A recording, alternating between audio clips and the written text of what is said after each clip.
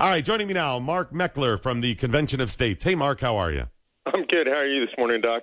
Doing well. Thanks so much for joining us. I want to get an update on what's going on with the Convention of States. I think people are vaguely familiar with it, and it doesn't get maybe as much attention or publicity as we'd like, but you guys are doing pretty well, huh?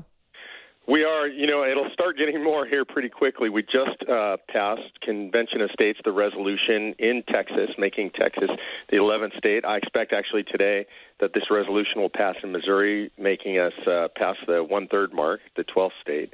And for folks who aren't familiar, Article 5 is in the Constitution. It's the second clause gives us, the citizens, the power to call a convention, to bypass Congress, bypass the president, bypass the courts, and restrain that beast of a federal government. That's amazing. I love the history, and I love the ritual of this. I mean, by itself is pretty cool. You know, when citizens realize, wait a minute, there's a mechanism and it's historic and it's in the Constitution. That's amazing. But to be able to restrain the federal government is amazing, too. It is amazing. The history is really important, Doc, and I think you nailed it. I think we should talk about that more because it was given to us literally in 1787.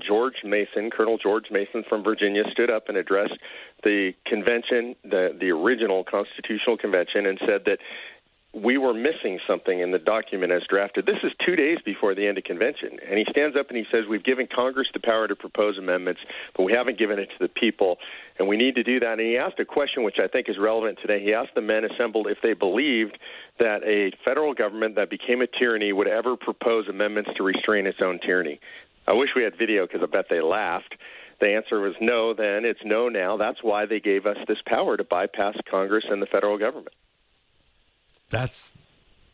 It's there. How many people knew this, right?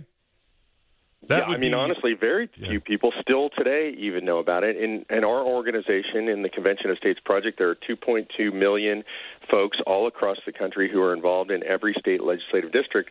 But I would bet you that not 10% of the public population knows that Article 5 even exists. Well, it's funny, just little history, you talk about George Mason. People probably know the name, but George Mason also drafted what was called the Virginia Declaration of Rights. And the Virginia Declaration of Rights had some key pieces that Thomas Jefferson borrowed for a little thing we call the Declaration of Independence. Yeah, in my opinion, the least appropriately celebrated founder. He's not talked about a lot. A big reason for that is that he refused to sign the Constitution. His objection, it would lead to a federal government that was too powerful.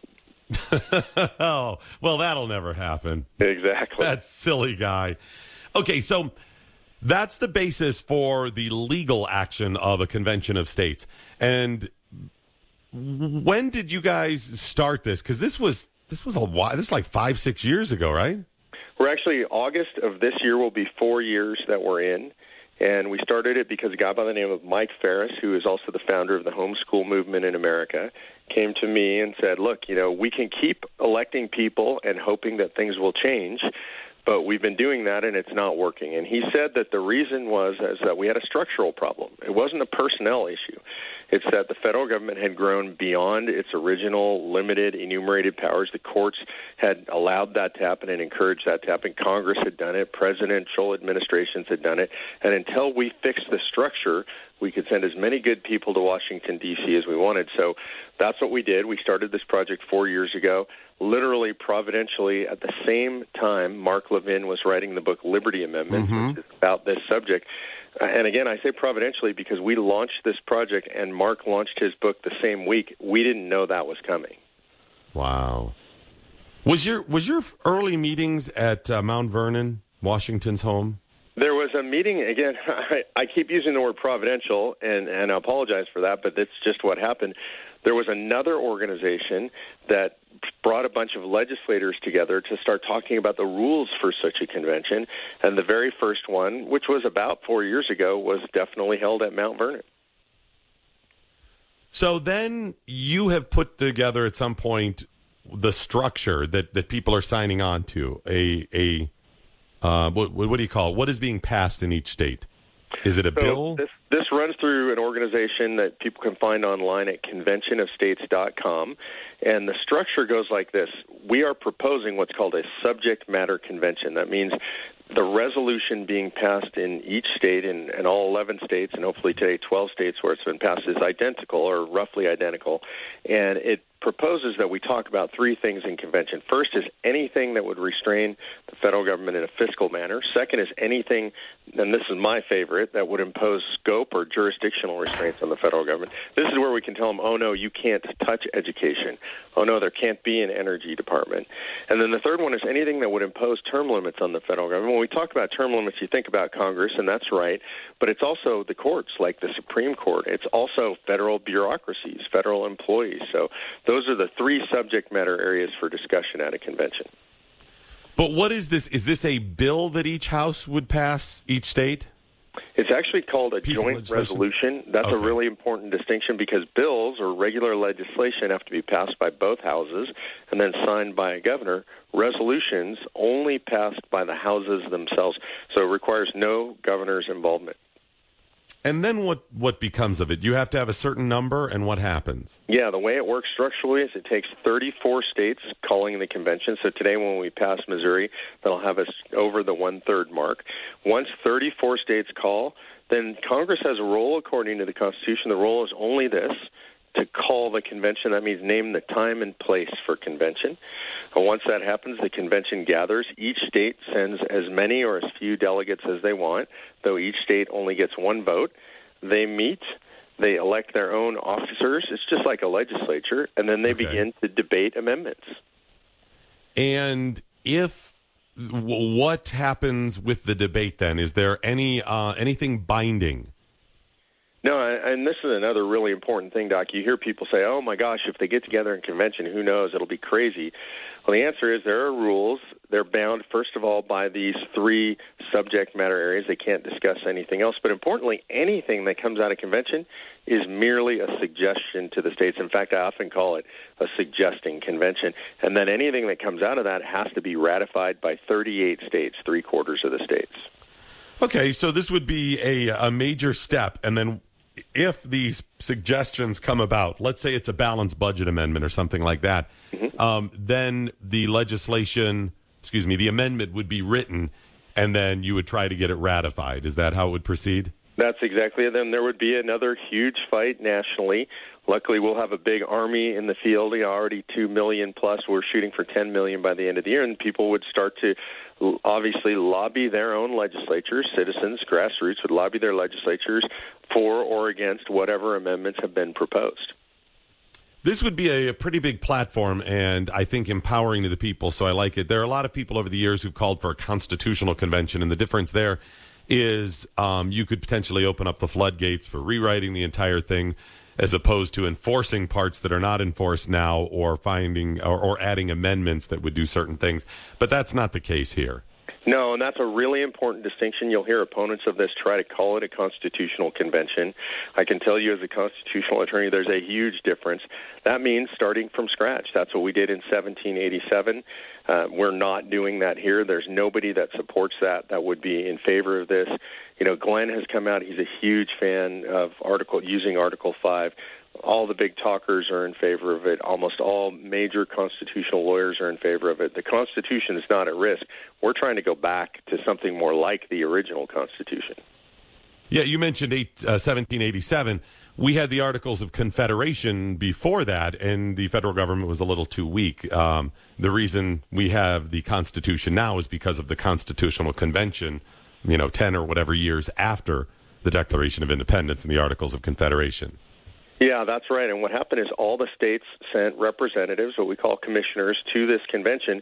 And back then they were given a particular authority. Authority was literally, their commissions say, do anything it takes to make this federal government work. And that's how we got our convention. So they are always limited by whatever authority they're given by the states. In this case, it would just be to talk about things in these three subject matter areas.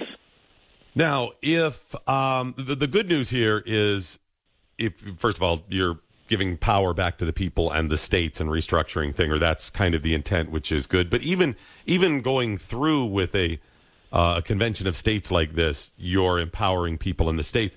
But the good news is that most of the states are conservative. That's not necessarily Republican, although they're mainly Republican as well. They're more red, so there's a lot of power there to get this stuff done. Look, this is the time. If there's ever been a time in American history, today we have 32 states that have both houses controlled by Republicans. You know, we got to be careful. That's not always conservatives, right? But it is Republicans. It's 33 if you count Nebraska because that is a unicameral. Yeah, and so 33 states, both houses controlled by Republicans. I think it's going to be even more than that by 2018. So now is the moment to do that. And those states, by the way, this is where people are often depressed when they see what's going on in D.C., but if you watch what's going on in the states are becoming more and more conservative. Today we have less Democrats by number in the state legislatures than any time since the Civil War.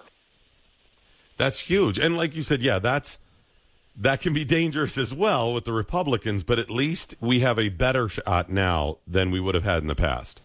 We do, and I've been in 41 states in the last 2 years, and what I see in all of those legislatures, the red legislatures are fighting to become more conservative. Everything is moving in that direction. When government gets closer to the people, it's always more conservative. That's why what we see in D.C. does not reflect what's going on all over the country.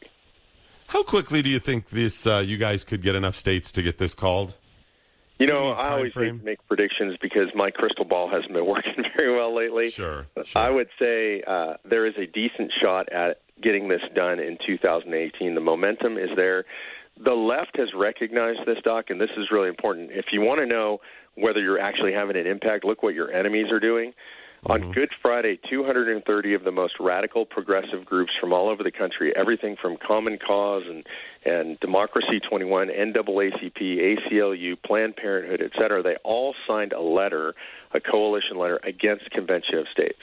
And they're worried about the 18 cycle. They believe that we've got enough momentum going into 18 to get this done, and so they're rising up against it right now.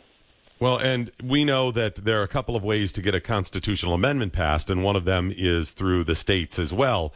And the last couple of amendments, if I remember right, when they've passed, it's been the people have started it, states have started, then Congress quickly stepped in and did something because they don't want to lose that power. We can get something done. We can get something done. You know, you also said something a couple of times that I think people should focus on that's important. You talked about just the process itself and how important that is. One of the things that conservatives lament is people aren't paying attention to the Constitution and our forms of government. There's no greater constitutional education process that could take place in America than moving for a convention. It's going to be the Super Bowl of politics. It's going to be like a presidential election, but it's going to go on for, obviously, here years. We're organizing in all 50 states. So people are going to be paying attention to the Constitution like never before in American history. This is definitely a grassroots uprising of the people. Mark, thanks so much for joining us. Mark Meckler from the Convention of States. Wish you luck. Keep me posted, okay? Thanks, Doc. I appreciate it. Sign the petition at cosaction.com and get as many of your friends and family to do the same. With your full address, your state legislators will know that you really are their constituents in their district. Our success depends on you, so we're inviting you to be part of history. Let's invoke the constitutional solution that's as big as the problem.